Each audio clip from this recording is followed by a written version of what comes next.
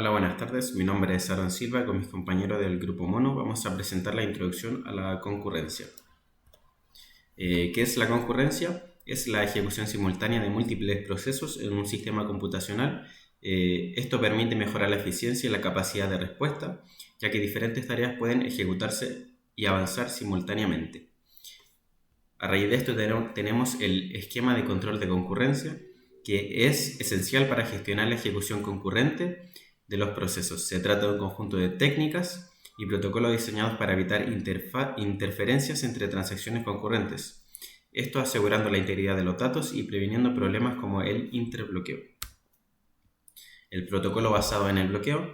Los protocolos basados en bloqueo son reglas y procedimientos que controlan el acceso a recursos compartidos en entornos concurrentes. A través de esto tenemos el bloqueo de datos compartidos y exclusivo. Tenemos el bloqueo compartido que permite la lectura de datos pero no la escritura. Tenemos el bloqueo exclusivo que permite tanto la lectura como la escritura. Las transacciones deben solicitar el bloqueo adecuado según las operaciones que planean realizar sobre los datos. También tenemos la matriz de compatibilidad de bloqueos, que se utiliza esta matriz para representar la relación entre modos de bloqueo.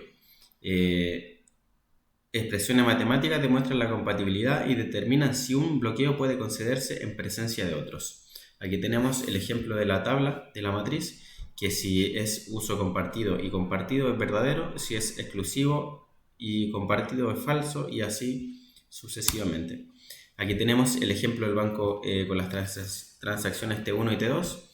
En este escenario, la transacción T1 realiza transferencia de dinero, realiza un bloqueo exclusivo, mientras que T2 consulta los saldos con un bloqueo compartido. Se presenta paso a paso cómo estas transacciones afectan a los datos y los bloqueos. Como ejemplo, consideremos que un sistema bancario simplificado, sean A y B dos cuentas que acceden a las transacciones T1 y T2.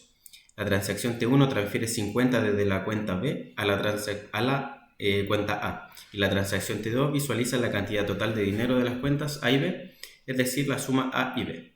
Y supongamos que el valor de las cuentas A y B son de 100 y 200 respectivamente.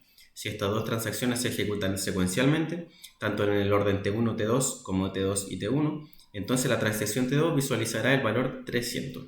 Por el contrario, estas se ejecutan concurrentemente y puede darse la planificación 1. Aquí en la planificación 1 tenemos el gestor de control de concurrencias, que este concede el bloqueo. También tenemos el ejemplo T3 y T4, que se introducen las transacciones junto con una planificación 2 que conduce al interbloqueo. Se explica cómo se resuelve el interbloqueo mediante la retrocesión de la transacción a partir de la imagen de la derecha. Podemos ver que se realiza un bloqueo exclusivo de B para poder leer y escribir. Luego se realiza un bloqueo de C compartido de A para poder leer. Finalmente, un bloqueo exclusivo de A. Protocolo de bloqueo y concesión de bloqueo. Las transacciones tienen un conjunto de reglas llamados protocolos de bloqueo que dicta cuándo una transacción puede bloquear y desbloquear datos. Y a raíz de esto tenemos la concesión de bloqueos, que evita la inanición de transacciones. Se concede un bloqueo si no hay conflictos con otros bloqueos y no hay transacciones esperando un bloqueo antes que la actual. El protocolo de bloqueo en dos fases asegura la secuencialidad del bloqueo en dos fases, que exige que cada transacción que se realice peticiones de bloqueo y desbloqueo en dos fases. La primera fase es la de crecimiento. En esta fase, la transacción en la cual se trabaja solamente efectúa bloqueos. La siguiente fase es la de decrecimiento, en donde se liberan los bloqueos, pero no se efectúa ninguno nuevo. La principal función de este protocolo es asegurar la secuencialidad, que no tenga conflictos con respecto a la base de datos y el correcto funcionamiento. Cada una de estas transacciones tiene un punto de bloqueo en donde se establecen los bloqueos necesarios para modificar los datos y ordenar las transacciones según los puntos de bloqueo. Y así mismo establecer un orden en la secuencialidad para todas estas. Para evitar que se provoquen bloqueos en cascada, se utilizan dos tipos de bloqueo. Como el bloqueo estricto en dos fases, que es una modificación del bloqueo original, y este protocolo exige que una transacción posea todos sus bloqueos en modo exclusivo, los cuales requiere para completar este, lo cual garantiza que los datos modificados por una transacción estén bloqueados en modo exclusivo y evita que otras transacciones lo lean antes que este mismo finalice. Acá podemos ver el protocolo de bloqueo riguroso, que es una variante del bloqueo en dos fases, que exige que una transacción mantenga todos los bloqueos adquiridos hasta que el mismo se complete. Esto permite secuenciar las transacciones en el orden en que se comprometen. Y asimismo, muchos sistemas de base de datos implementan tanto el bloqueo estricto como el bloqueo riguroso en dos fases, para poder garantizar la integridad y la secuencialidad de las transacciones en este trabajo. También en el refinamiento del protocolo de bloqueo en dos fases existe el básico, que permite cambiar entre un bloqueo compartido y un exclusivo. En este caso, la subida de un bloqueo compartido es un exclusivo y la bajada convierte un bloqueo exclusivo en uno compartido.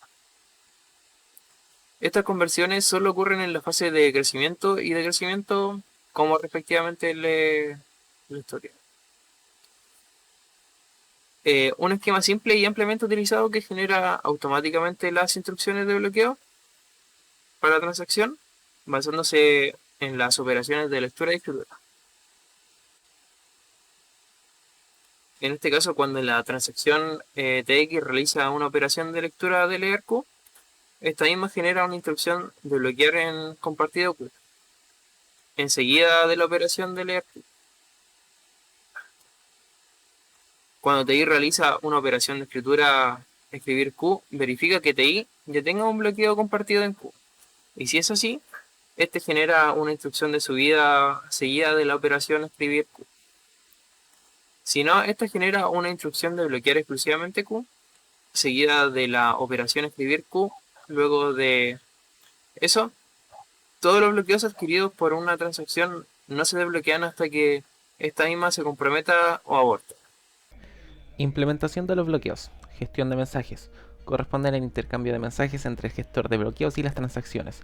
El gestor actúa como intermediario, gestionando solicitudes y enviando concesiones, retrocesos o reconocimientos.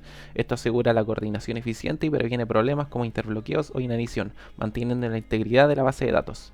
El siguiente esquema representa una tabla de asociación indexada por el nombre del elemento de datos. Para cada elemento de datos bloqueado se mantiene una lista enlazada de registros que representan unas solicitudes de bloqueo para ese elemento de datos. Cada registro de la lista enlazada registra información sobre las transacciones que realizó la solicitud, el modo de bloqueo solicitado y si la solicitud ha sido conseguida o no. La figura muestra un ejemplo de una tabla de bloqueos con 5 elementos de datos distintos. La tabla de bloqueos utiliza cadenas de desbordamiento, lo que significa que hay una lista enlazada de elementos de datos por cada entrada de la tabla. En la figura, los bloqueos conseguidos se representan como rectángulos rellenos, mientras que las solicitudes en espera se representan como rectángulos vacíos. No se muestra el modo de bloqueo en la figura para mayor simplicidad. Por ejemplo, podemos ver que la transacción T23 ha sido conseguida bloqueos sobre E912 y E7 y está esperando para bloquear E4. Y ahora, ¿qué pasa cuando el gestor de bloqueo recibe un mensaje de bloqueo de una transacción? Si la lista enlazada correspondiente al elemento de datos solicitado ya existe, se agrega un nuevo registro al final de esta lista, y si no existe una lista enlazada para el elemento de datos, se crea una nueva lista enlazada que contiene solo el registro de la solicitud recibida. Si la solicitud de bloqueo es la primera en la lista enlazada, el gestor de bloqueo la concede inmediatamente. Sin embargo, si ya hay solicitudes anteriores en la lista enlazada, el gestor de bloqueos evalúa si la nueva solicitud es compatible con las solicitudes anteriores y si todas las solicitudes anteriores han sido concedidas. Si es compatible y las solicitudes han sido concedidas, ya se concede la solicitud de bloqueo. De lo contrario, la solicitud se coloca en espera hasta que se cumplan las condiciones para su concesión. Si una transacción se interrumpe, el gestor de bloqueos toma las siguientes acciones. Elimina todas las solicitudes pendientes de bloqueo asociadas con la transacción interrumpida. Libera todos los bloqueos mantenidos por la transacción abortada, garantizando la disponibilidad de recursos para otras transacciones. Protocolos basados en grafos. Para desarrollar protocolos que no sean de dos fases es necesario tener información adicional sobre la forma en que cada transacción accede a la base de datos. Debemos considerar que la falta de esta información puede limitar la capacidad de establecer protocolos más eficientes y flexibles. Se impone un orden parcial en el conjunto de elementos de datos, de igual a d sub 1, d sub 2 hasta d sub h, para obtener información adicional. donde se crea un grafo en el que cada elemento de datos representa un nodo y las relaciones de acceso entre los elementos de datos se representan mediante arcos dirigidos. Si D sub i precede D sub j, significa que cualquier transacción debe acceder a D sub i antes que a D sub j. Protocolo de bloqueo de árbol. Este protocolo utiliza bloqueos exclusivos. En este protocolo se siguen los siguientes pasos del ejemplo siguiente. La transacción T10 comienza bloqueando el elemento de datos B, luego el E y finalmente bloquea D. En este punto T10 ha bloqueado todos los elementos de datos de su subárbol. La transacción T11 bloquea el elemento de datos D y luego el elemento de datos H. Luego la transacción T12 bloquea el elemento de datos B y luego el E. Y en T13 la transacción T13 bloquea D y luego el H. Ventajas y desventajas del protocolo. Las ventajas: libre de interbloqueos, eliminando la necesidad de retrocesos. Permite desbloqueos anticipados, reduciendo tiempos de espera y aumentando la concurrencia. Las desventajas: puede requerir bloquear elementos de datos no directamente accedidos, aumentando costos y tiempos de espera. No garantiza la recuperabilidad y ausencia de cascadas sin modificaciones adicionales. Protocolos basados en marcas temporales. Son utilizados en sistemas de base de datos para establecer un orden de secuencialidad entre transacciones. Cada transacción se asocia con una marca temporal que indica su posición en el tiempo. Estas marcas temporales son utilizadas para determinar el orden de ejecución de las transacciones y garantizar que las planificaciones resultantes sean equivalentes a planificaciones secuenciales.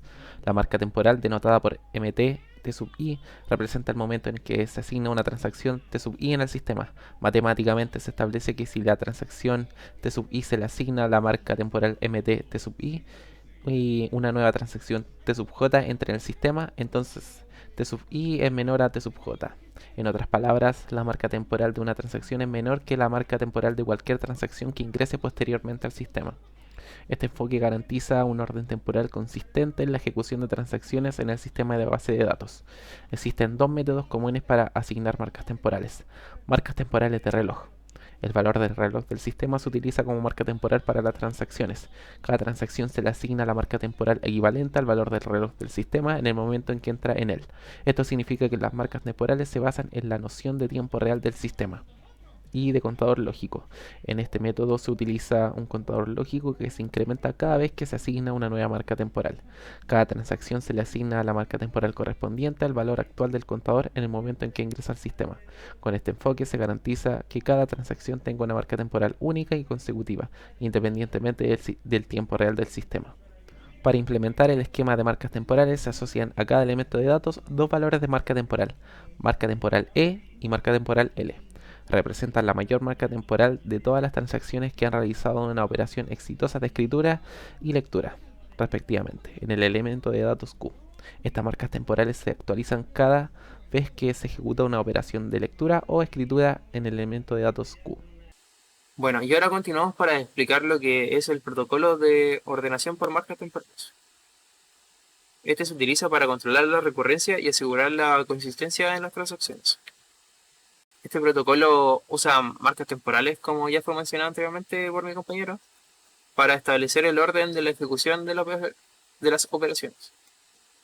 En este caso vamos a suponer que se realiza una transacción TI en la cual se ejecuta leer Q, y aquí estarían los dos primeros casos que pueden pasar en el protocolo de ordenación por marcas temporales. Si la marca temporal de TI es menor que la marca temporal mayor del sistema de escritura de Q, entonces TI necesita leer un valor de Q que ya sea sobrescrito. Lo que quiere decir que se rechaza la operación de leer y se retrocede. El segundo caso es que si la marca temporal de TI es mayor o igual que la marca temporal de escritura Q, entonces se ejecuta junto con la operación leer y la marca temporal de LQ se asigna al máximo de la marca temporal de Q y de MTI, de la marca temporal de TI.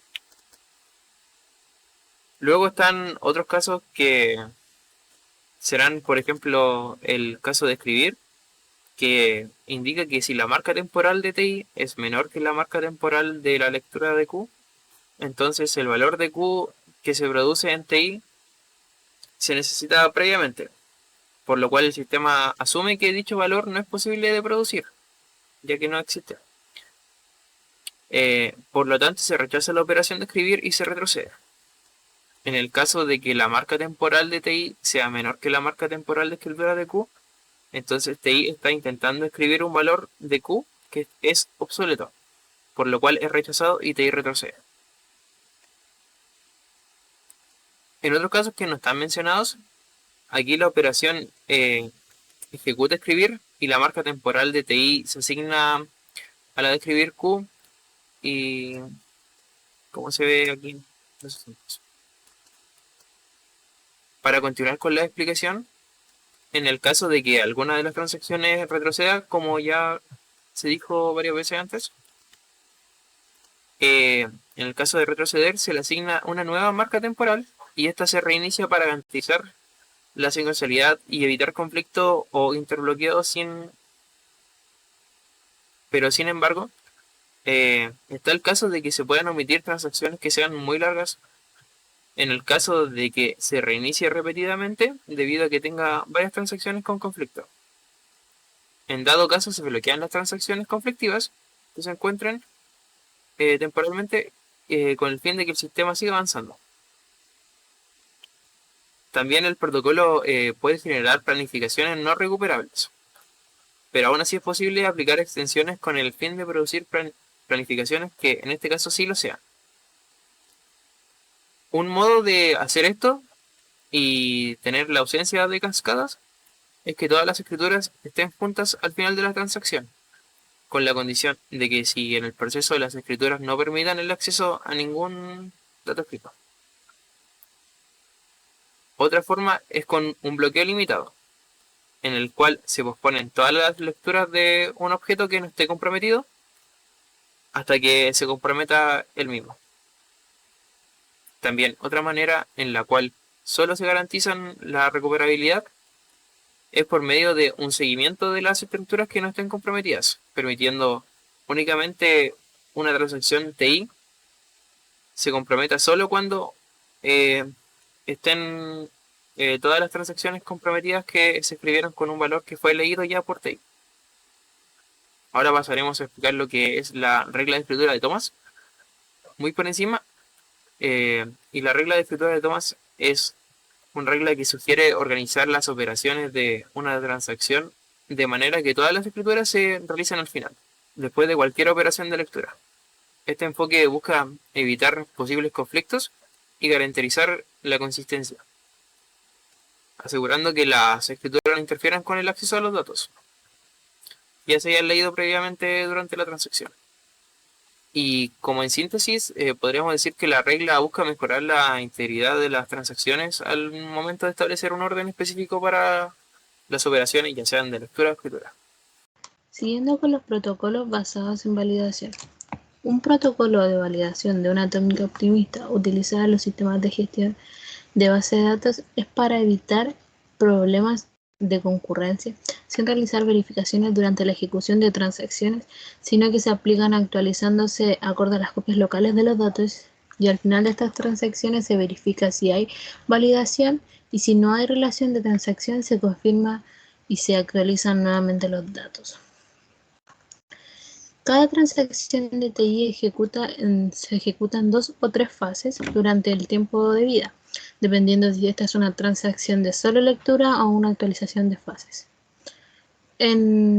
Las fases son de siguiente orden. Fase de lectura, en donde la ejecución de transacción de TI tiene una lectura de valores de varios elementos de datos y almacenamiento de variables locales de TI. Además tiene operaciones de escritura que realizan variables locales temporales sin actualizar la base de datos actual. Como segundo está la fase de validación, en donde TI realiza una prueba para determinar si puede copiar las variables locales temporales de la base de datos sin violar la secuencialidad. Y finalmente está la fase de escritura, en donde se ve si TI tiene éxito en la validación y las actualizaciones reales donde se aplica la base de datos. De ser caso contrario, TI retrocede. En el proceso de ejecución concurrente de transiciones se establecen 3 fases distintas asociadas a marcas temporales de cada transición de TI, en donde está la número 1, que es el inicio de TI, donde comienza la ejecución de TI, el número 2, que es la validación de TI, que es el fin de la fase de lectura y el comienzo de la fase de validación. Y la número 3, que finalmente es el fin de TI, en donde se finaliza la fase de escritura. El orden de secuencialidad se determina mediante la ordenación por marcas temporales utilizando el valor de validación de TI como referencia y asimismo MT-TI es igual a la validación de TI. Y si MT-TJ es menor que MT-TK, entonces cualquier planificación debe ser equivalente a una planificación secuencial, donde TJ procede a TK y se elige una validación de TI como marca temporal en el lugar de validación de inicio de TI para optimizar el tiempo de respuesta, dado el bajo índice de conflicto de transacciones. Bueno, por otra parte está la comprobación, que en esta primera condición se puede ver el fin de TI es menor al inicio de TJ, puesto que TI termina su ejecución antes de que TJ empiece a funcionar y el orden de esta secuencia se mantiene. La segunda condición del conjunto de TI tiene una intersección vacía con TJ, en donde TI completa su fase de escritura antes de que TJ empiece su validación, lo cual es lo que se ve en la imagen que se muestra aquí, puesto que esto asegura que TI para que las lecturas no se afecten entre sí. Por otro lado, se muestra la granularidad múltiple, en donde cada nivel representa un nivel de granularidad donde los nodos más altos representan la gravedad más grande y los nodos más bajos representan las habilidades más pequeñas de este. Bueno, como por ejemplo en el árbol de la imagen, el nivel superior representa toda la base de datos y seguido de los nodos de tipo zona, que representan las zonas de las bases de datos. Luego vienen los nodos de tipo archivo, los cuales representan los archivos de cada zona, y finalmente los nodos que representan el registro de cada uno. Luego de eso viene una matriz de compatibilidad que enumera los nodos de bloqueo imposible y especifica si un nodo de bloqueo es compatible o incompatible. Por eso que hay un protocolo que tiene una unidad de 6 tipos. El primero de estos es el bloqueo de raíz, que es donde toda transición debe bloquear a la raíz del árbol en el primer lugar o en cualquier nodo. Luego de esto viene el segundo bloqueo, que es el bloqueo ascendente, la cual bloquea un nodo Q en un compartido C o internacional compartido IC. Si lo bloquean actualmente es el padre Q, que es el nodo internacional exclusivo o internacional compartido. El tercer bloqueo es el bloqueo descendiente, que es donde una transacción puede bloquear a un nodo Q de modo exclusivo o internacional X o internacional exclusivo Y X, donde actualmente se bloquea al padre. En el bloqueo 4, que es bloqueo único, es donde se puede bloquear el nodo si no se ha bloqueado previamente ningún nodo anterior.